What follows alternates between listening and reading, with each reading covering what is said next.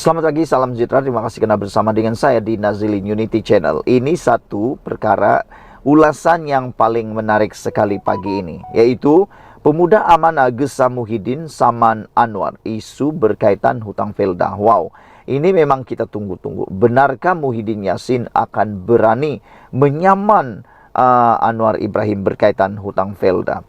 Kalau Muhyiddin telah mengatakan Anwar Ibrahim itu berbohong, tapi Anwar Ibrahim tidak melakukan apa-apa tindakan undang-undang, sebaliknya Anwar Ibrahim menyatakan pula bukti bahwa Muhyiddin Yassin sebenarnya tersilap cakap apabila beliau kata Anwar Ibrahim bohong.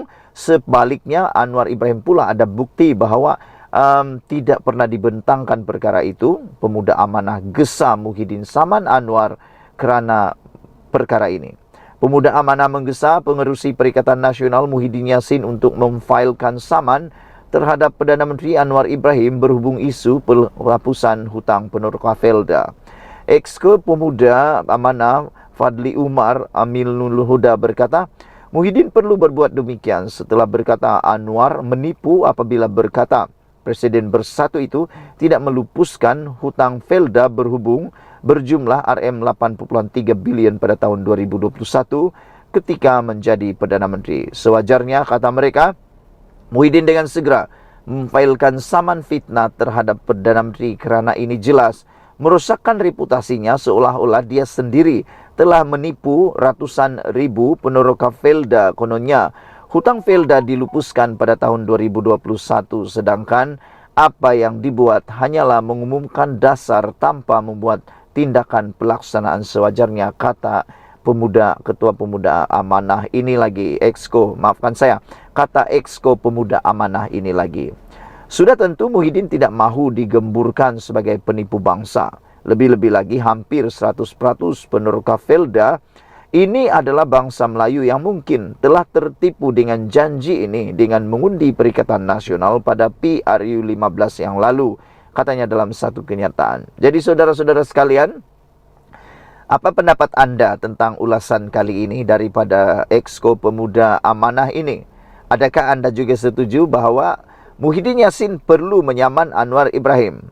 Pada pendapat saya, iya, patutlah Muhyiddin menyaman Anwar Ibrahim supaya kebenaran dapat ditunjukkan dan juga beliau dapat membersihkan nama beliau. Tapi harus diingat, dengan saman itu juga Anda akan terbuka pekung sepenuhnya di mahkamah. Tapi di mahkamah tidak ada perkara yang akan tersembunyi dan semuanya hanya tentang fakta semata-mata.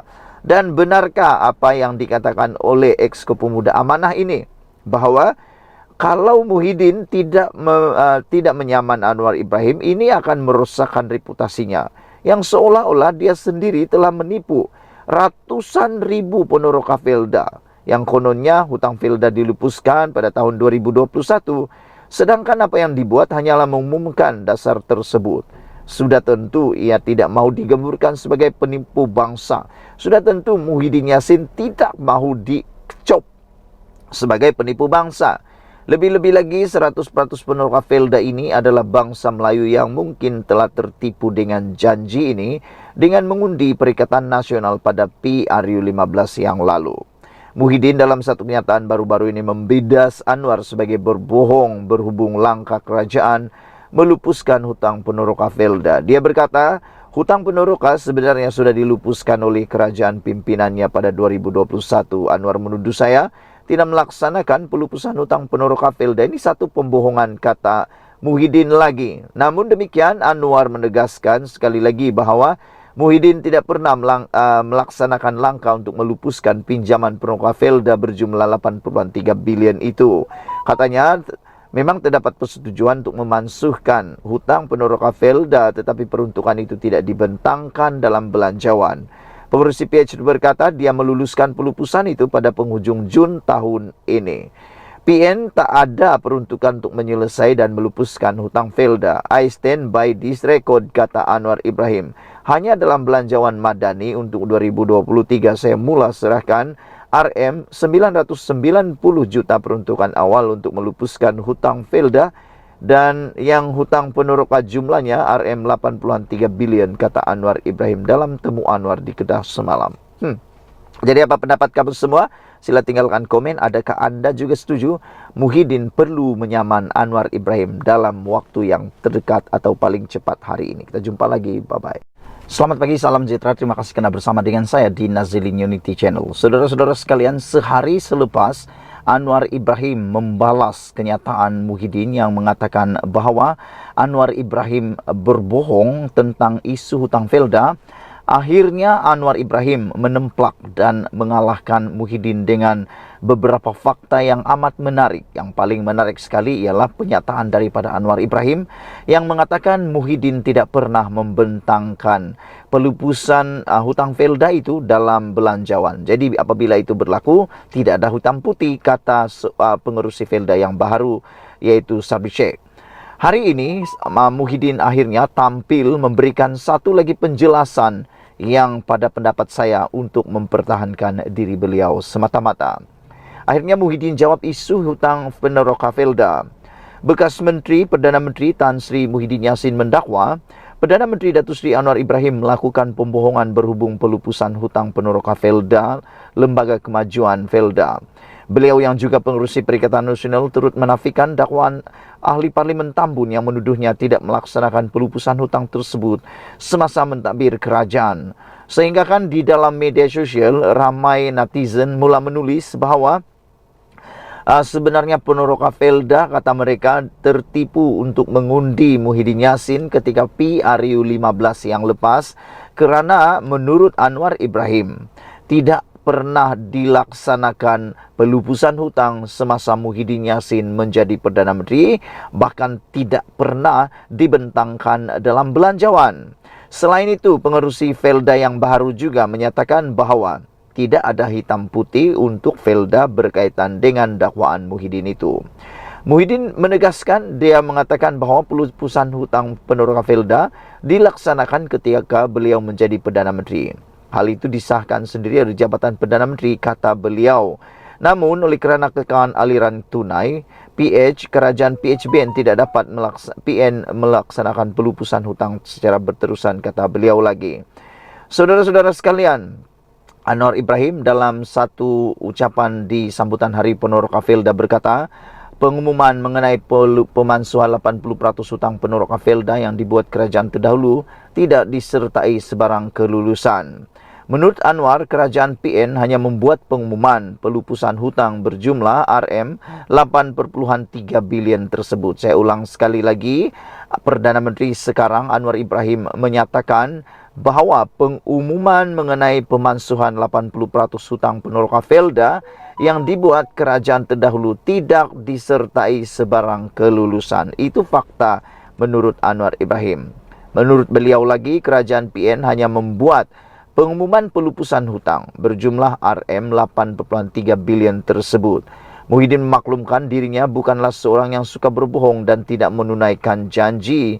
Namun demikian, fakta yang dinyatakan oleh Anwar Ibrahim adalah sebaliknya beserta dengan fakta yang juga daripada pengerusi Felda yang baru. Jadi apabila dua orang ini telah menyatakannya, tak tahulah siapa yang betul, siapa yang bohong, siapa yang tak betul, siapa yang sebenarnya bercakap bohong. Sama ada Muhyiddin atau Anwar Ibrahim. Tetapi apabila Anwar Ibrahim sudah menyatakannya dan juga pengerusi Felda sendiri sudah menyatakannya, bermaksud bolehlah kita membuat kesimpulan siapa yang berbohong dan siapa yang bercakap benar. Dan kita tunggulah sama ada menteri yang akan menyokong, bekas menteri yang akan menyokong Muhyiddin atau tidak. Kerana setakat ini baru Muhyiddin saja yang bercakap dan belum lagi memberikan apa-apa bukti. Sekian dulu, ikuti terus ulasan selepas ini. Selamat pagi, salam sejahtera. Terima kasih karena bersama dengan saya di Nazilin Unity Channel. Ini pengakuan daripada Mahathir sendiri yang menggemparkan seluruh rakyat Malaysia, terutamanya Muhyiddin Yassin, Anwar Ibrahim dan lebih penting lagi Syed Saddiq Syed Abdul Rahman sebagai Presiden Parti Muda. Mahathir mengakui pada pagi ini bahawa Dr. M mengakui bahawa proklamasi orang Melayu sukar tarik orang muda. Saya nak bagi tahu Tun Mahathir mungkin kepada juga semua orang yang menonton channel ini, orang muda sekarang ini tak sama dengan zaman Mahathir Mohamad dahulu memulakan parti politik atau memulakan karier politik. Orang muda pada waktu ini pemikirannya lebih dinamik, lebih progresif, dan yang lebih penting lagi sudah terbuka kepada pelbagai perkara, termasuklah isu-isu seperti perkauman dan keagamaan. Orang muda sekarang sudah dapat menerima kesamaan ataupun sudah dapat menerima bahwa negara ini adalah negara yang majmuk.